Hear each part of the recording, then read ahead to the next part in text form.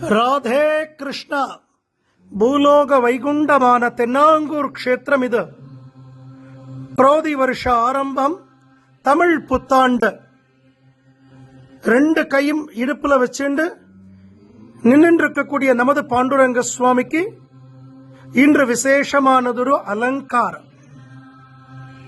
பெருமாளுக்கு ரொம்ப பிடிச்ச வெண்பட்டு கட்டிண்டு நீல மேக வர்ணனாக, இடது கையில கதாயுதம், வலது கையில தாமரை புஷ்பத்தோடு சங்கு சக்கரங்களோடு நெற்றியில திருமண்காப்பு, நிறைய பழங்கள்.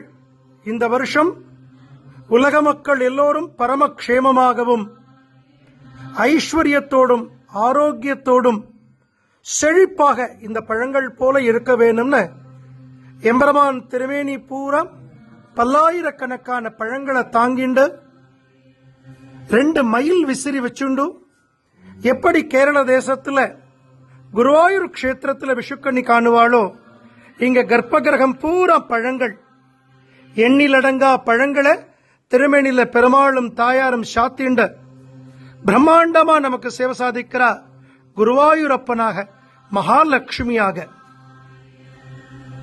பஞ்சாங்கம் பரம உத்தமம், கங்கா ஸ்நானம் தினே தினேன்னு சொல்லுவா.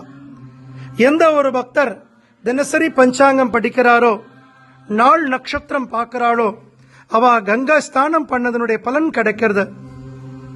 எம்பெருமான நன்னா பிரார்த்தனை பண்ணிக்கோங்க. எம்பெருமானுடைய இந்த குருவாயூரப்பன் தரிசனம் இந்த வருஷம் நமக்கு பல நன்மைகளை செய்யட்டும். ராதே கிருஷ்ணா, ராதே கிருஷ்ணா. ஜெய் குருஜி.